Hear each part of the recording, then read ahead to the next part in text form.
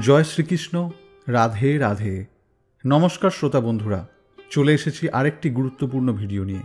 ভিডিওটি শুরু করার আগে জীবন দর্শন চ্যানেলের পক্ষ থেকে আপনাদের সকলকে জানাই স্বাগতম। আশা করি সকলে ভালো আছেন। আমরা যখন পুজো করি বা ঈশ্বরের নাম করি তখন আমাদের অনেকের চোখে জল চলে আসে।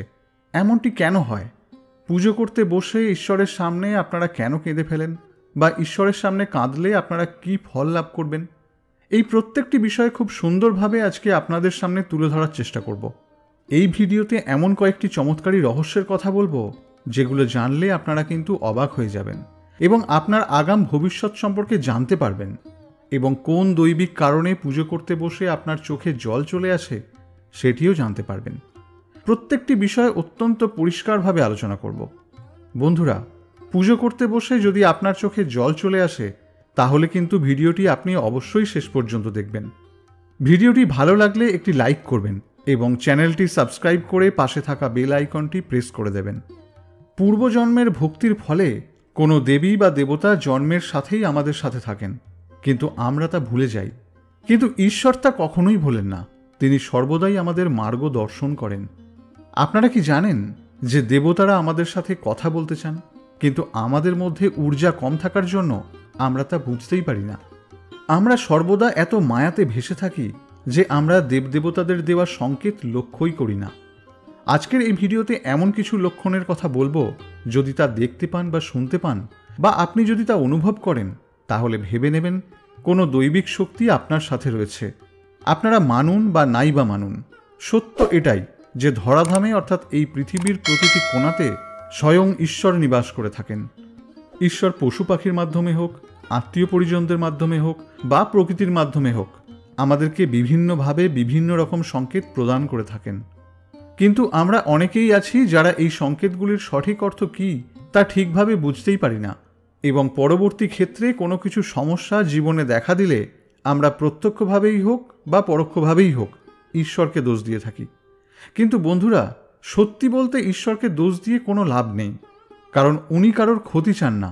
যেহেতু আমরা প্রত্যেকেই উনারই সন্তান, এবং কোনো মাতা পিতাই নিজের সন্তানের ক্ষতি চায় না। কিন্তু অজ্ঞতার কারণে আমরা নিজেদের ভুলের কারণে শাস্তি পেয়ে থাকি এবং জীবনে নানা রকম সমস্যায় জড়িয়ে পড়ি। আমাদের ভুলের কারণেই আমাদেরকে শাস্তি ভোগ করতে হয়। জীবনে আপনারা দেখবেন বিভিন্ন রকম সংকেত একবার না একবার অবশ্যই পেয়েছেন, এবং তার মধ্যে একটি বিশেষ সংকেত হলো এমন বহুজন রয়েছেন যারা পুজো করতে বসে চোখের জল ফেলেন। ঈশ্বরের সামনে তাকালেই চোখে জল চলে আসে। এমনটা কেন হয়? এর পিছনের রহস্যই বা কী? কেন পুজো করতে বসে মন আকুল হয়ে পড়ে এবং চোখ জলে ভেসে যায়? লক্ষ্য করবেন, সবার সাথে কিন্তু এমনটা হয় না, কিন্তু বেশ কিছু মানুষজন রয়েছেন যাদের এইরূপ ঘটনাটি ঘটতেই থাকে। বন্ধুরা, যদি আপনার সাথে এরকম হয়ে থাকে তাহলে জানবেন স্বয়ং পরমেশ্বর ভগবান আপনাকে সংকেত দিচ্ছেন যে আপনার পুজোতে উনি সন্তুষ্ট হয়েছেন এবং আপনার হৃদয়ে ঈশ্বরের বাস রয়েছে, এবং আপনার আত্মার সাথে পরমাত্মার মিলন ঘটেছে, যার ফলে মনে অত্যন্ত প্রশান্তি লাভের কারণে মন ব্যাকুল হয়ে উঠেছে, চোখে জল চলে এসেছে। ঈশ্বরের প্রতি আস্থা, ভরসা, বিশ্বাসের কারণে মন ব্যাকুল হয়ে ওঠে, যার ফলে চোখে জল চলে আসে। যদি আপনার সঙ্গেও এরকম হয়ে থাকে তাহলে আপনার অবশ্যই উচিত নিজের মনস্কামনা ঈশ্বরের কাছে তুলে ধরা।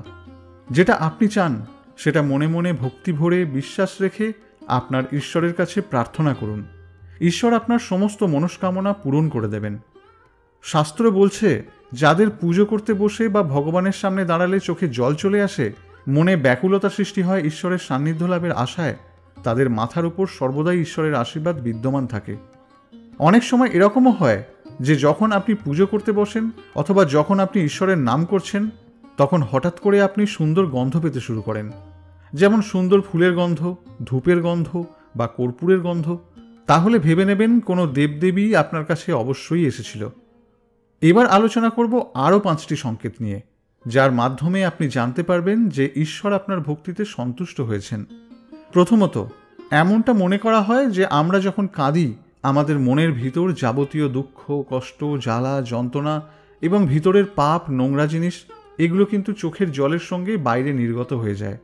দ্বিতীয়ত, যখন খুব মন দিয়ে পুজো করছেন, ঠিক সেই সময় যদি আপনি দেখেন যে প্রদীপ আপনি প্রজ্বলিত করেছেন ভগবানের সামনে, সেটির আলো যদি হঠাৎ করে বেড়ে যায়, তাহলে বুঝতে হবে এটা কিন্তু স্বয়ং ঈশ্বরের সংকেত। দেখুন, আগুন হলো পঞ্চতত্ত্বের মধ্যে একটি অন্যতম গুরুত্বপূর্ণ তত্ত্ব, এবং এই আগুনে ভগবান রুদ্র অর্থাৎ দেবাদিদেব মহাদেব স্বয়ং বাস করেন।